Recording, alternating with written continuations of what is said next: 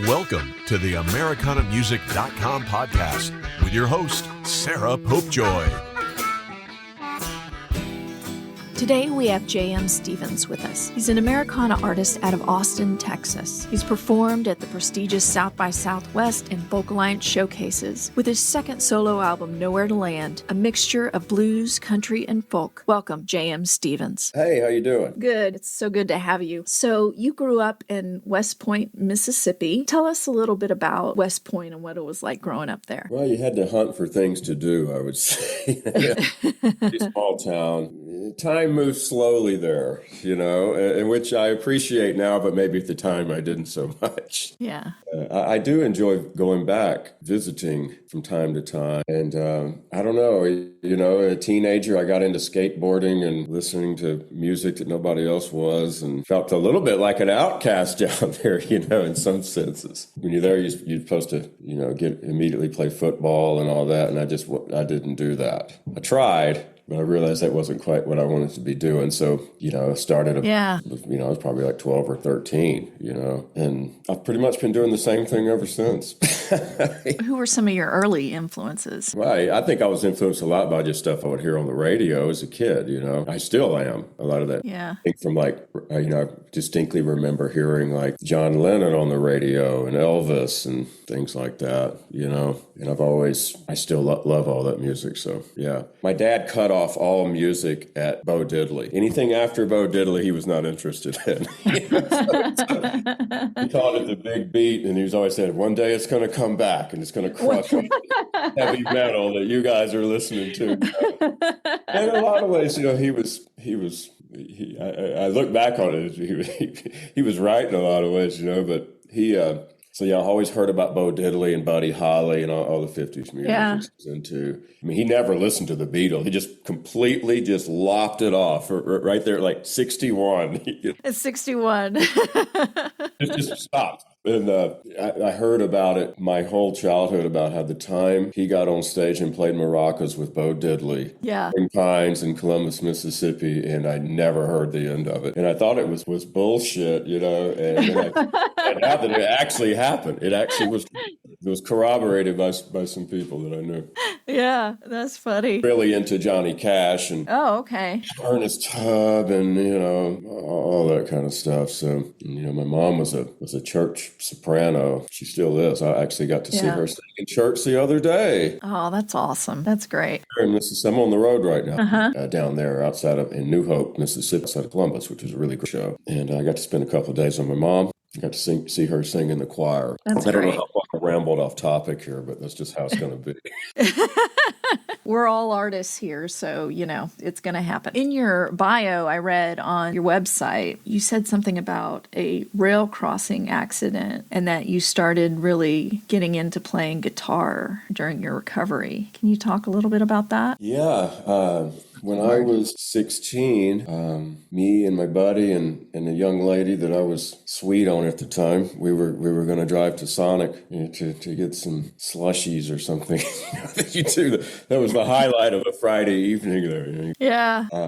And we're crossing. So I'm on the passenger side, and she's in the middle, and the guy's driving, and there's a train track there, one track that runs through town. And there were no lights and there were no guards, and the train didn't blow the horn, and you couldn't see the train because all the growth. Basically what happened is the train ran right into us. Oh my gosh. Yeah, right into my door.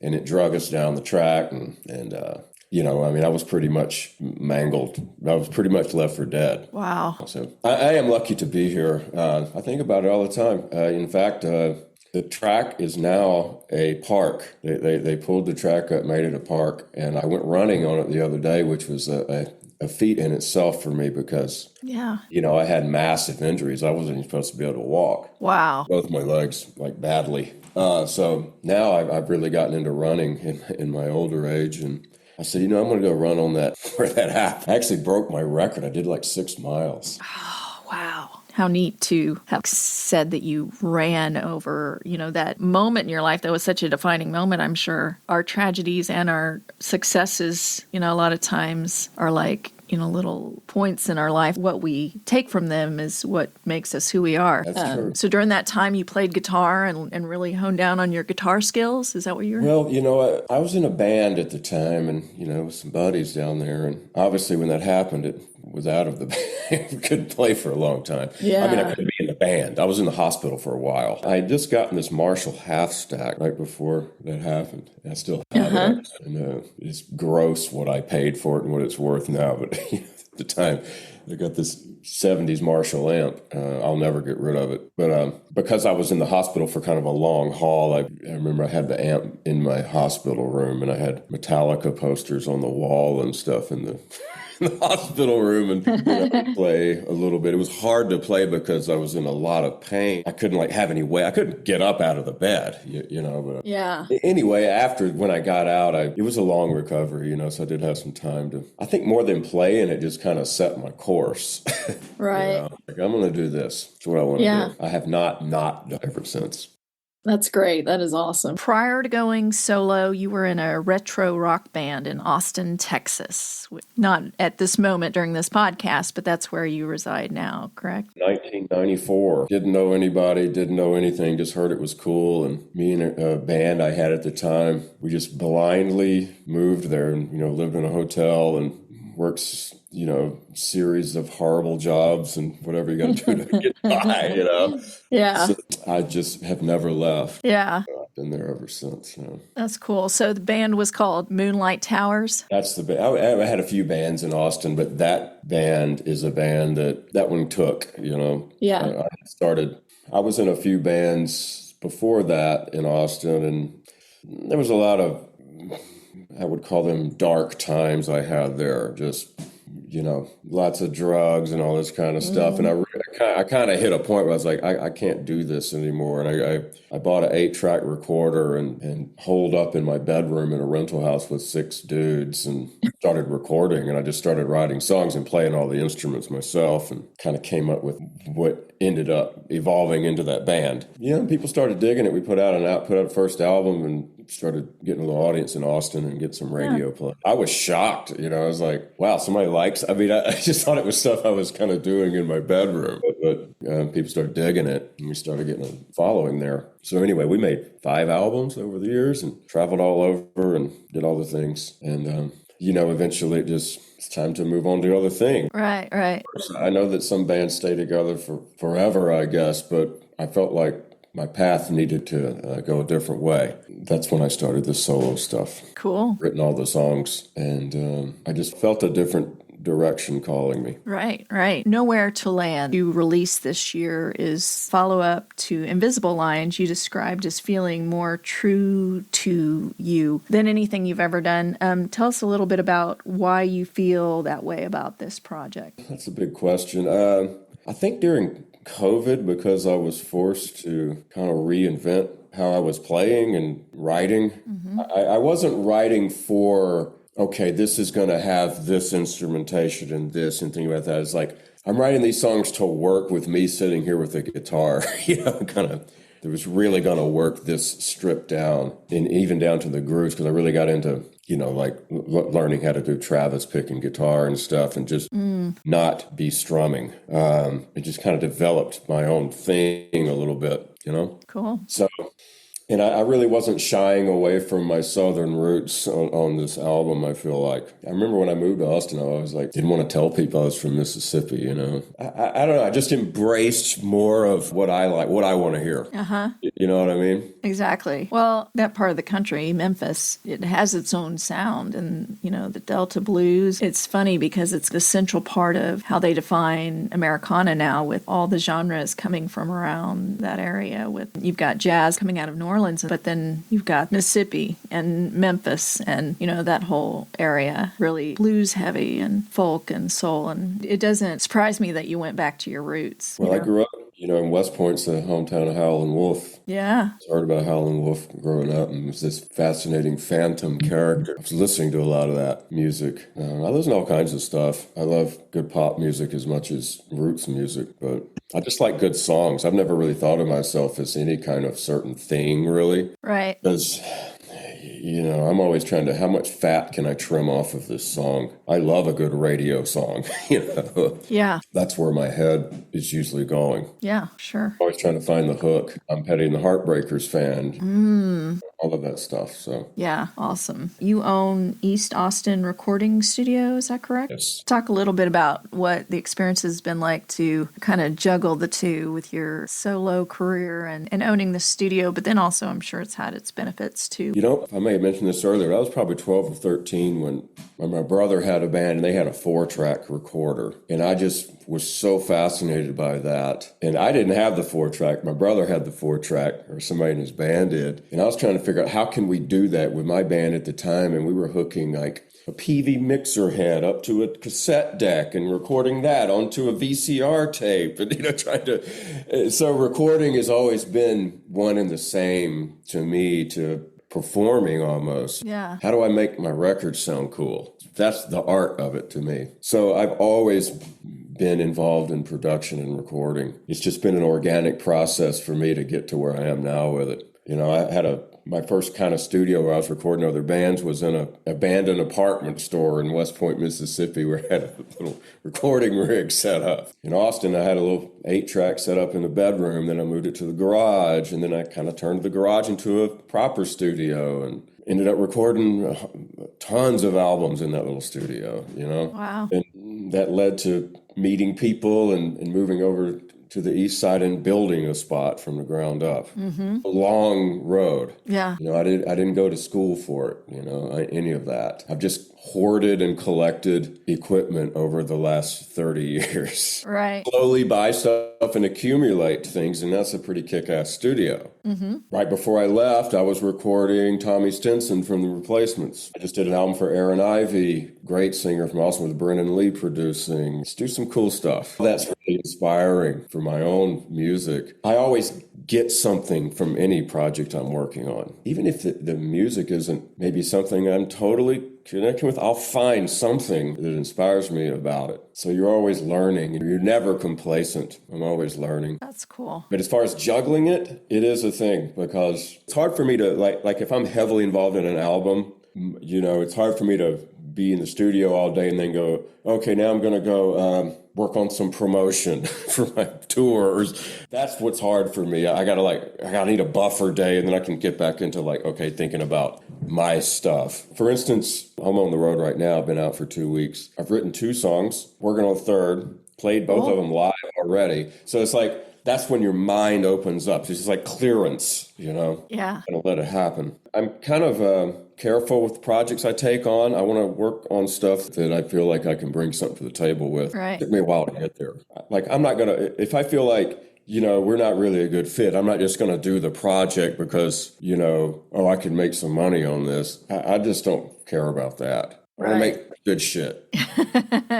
Like that simple. Yeah. Whatever kind of music it is or whatever. So Cool. Very cool. Your title track of Nowhere to Land. Talk a little bit about that song. It's a really beautiful song. when I play it live, I say it's about you see a lot of people going through hard times and maybe you can't directly relate to what they're going through, but it's about trying to do that and trying to have empathy for someone, is really what the song's about. Even if we're not all coming from the same place, it's like we have to understand one another, Yeah. That's what I say it's about. Yeah, very cool. It does make sense. Very cool. A couple of other songs I really liked. One of his Cobwebs, reference to a love that is, you're kind of grown apart. And so there's these cobwebs in between you. So, I just thought it was a great visual for that kind of song.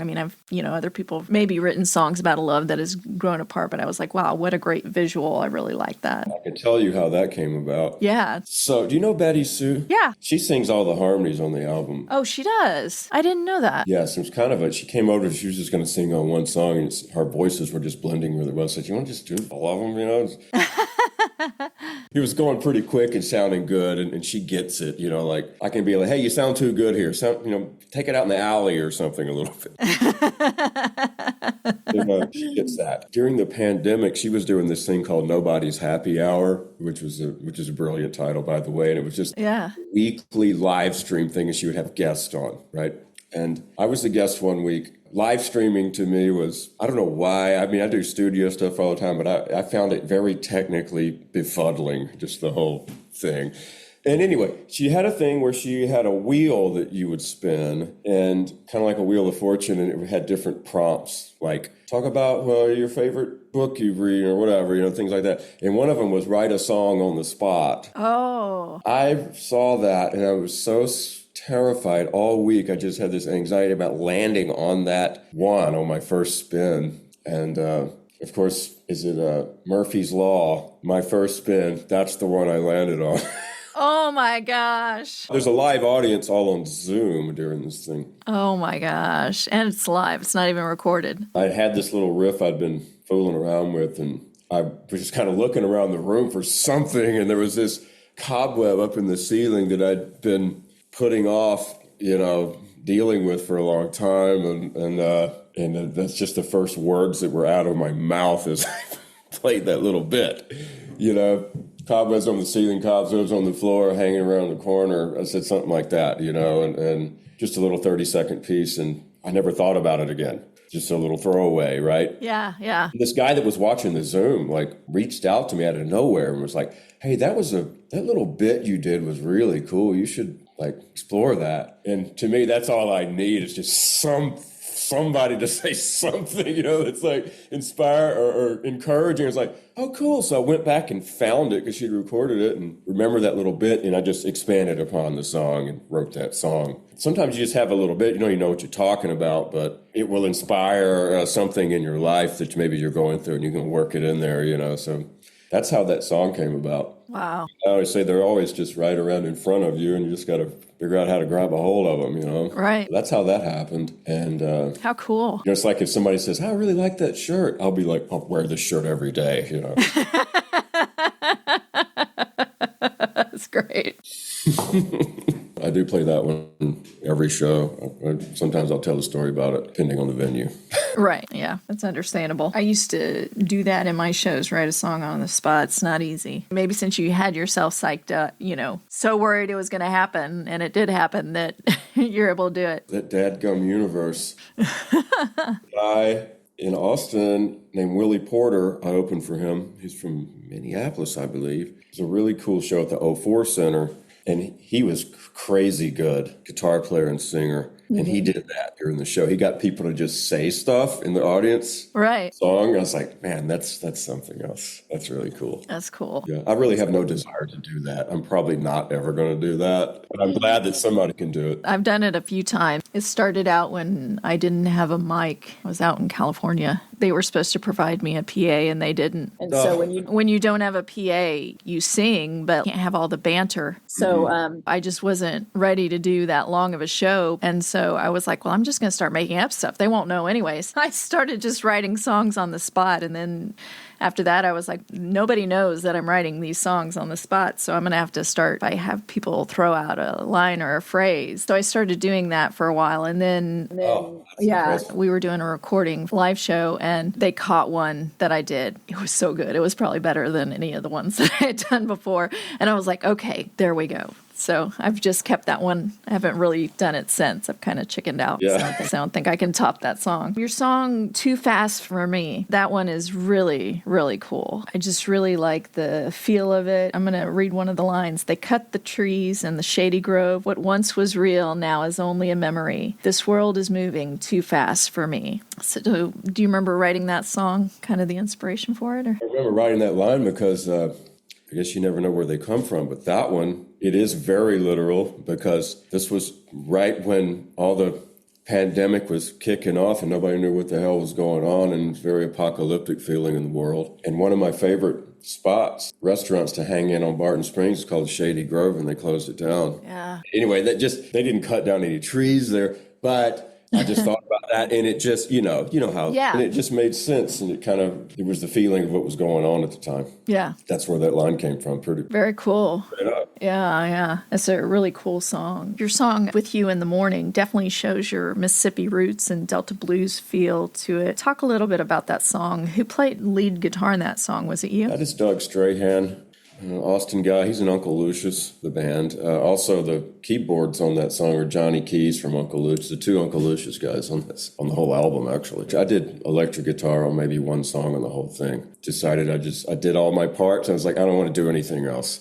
Right. Doug do all the electric guitars. I liked his style. I knew he could just come in and do it without much thinking. Just one of those lyrics that popped in my mind when I was like I go running pretty religiously now. It's kind of like free medicine for me. Yeah. A lot of times I'll come up with lyrics and ideas when I'm out doing that, just because you're getting all those adrenaline endorphins jacked up in your mind and hamster wheel starts spinning. That's just one of those songs. Just had a very simple message, and it was very quick to write, very fast. I think I had the whole thing written. I was like, it felt incomplete, so it needed a middle eight. I wrote that bridge, and then it felt like a song. Very cool. Very cool. When I was talking to Kim about interviewing you, she said, well, his brother was in Blind Melon. If you ask me anything about country music, Americana music, I know it backwards and forwards. And I know about Blind Melon, but I couldn't tell you one of their songs. But it was funny because the first thing she brought up was the Rolling Stone cover. And I was like, I'm going to have to ask,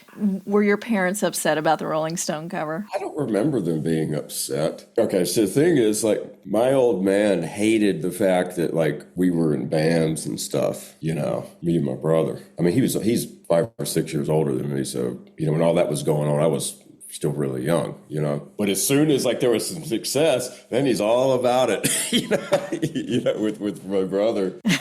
Oh, yeah, I've been a supporter of this all along. Really, he wasn't. It was more like cut your hair, and stuff. Yeah. It was not supported. I mean, I had a little support when I started playing guitar as a kid. I started on piano and playing guitar, but I don't remember them being particularly offended by that nudie cover. Yeah. Could have been.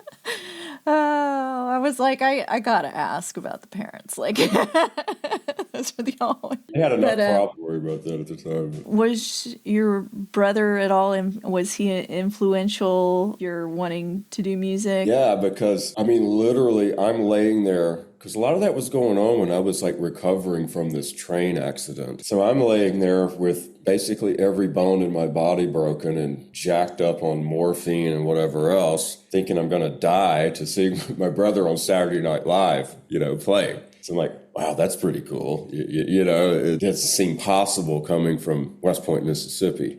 Two of the guys are from West Point, and Glenn, the drummer's from Columbus, Mississippi. So 3 of them are all from that area. It was just kind of unheard of. Wow. Yeah, it was very inspiring. I mean, when he was 18, so him and Brad Smith had a band in West Point, and as soon as they graduated from high school, they packed up and moved to Los Angeles, to go out there and be rock stars. And that's what they did. Yeah. So, you can't help but be inspired by it. It wasn't really that quick, but they did pull it off. Yeah. So, of course, it was very inspiring.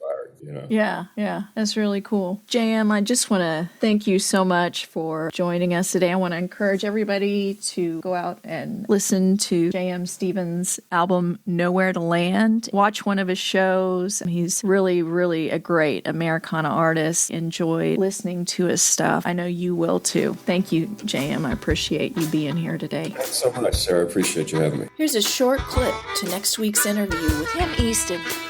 I believe I was told early on, from my brothers and my sisters and even my parents, they didn't discourage me. Let's put it that way. They said, you go ahead and be a poet, do the things, follow your dreams. So I did that, and I ended up going over to Europe for about 7 years on and off, here and there, getting jobs, sometimes just working on the streets, playing music on the streets, being a street musician, a true busker, vagabond type, and lived that life. And therefore, the reason I wanted to do it early on is because I was trying to be a songwriter, but I didn't have much to say. I didn't have a life to report on. And I knew I was a fan of old American folk music and stuff like that. So it made sense to just go the Woody Guthrie route, although it wasn't safe really to hitchhike around the United States. So I went to Europe. That led to the life that I have now. You talk about being a street musician in Europe. What was that experience like doing that? Well, in many ways, my mind is still there. I found I still have that busker mentality. And when I see certain spots, I still want to do it. So what that life was like was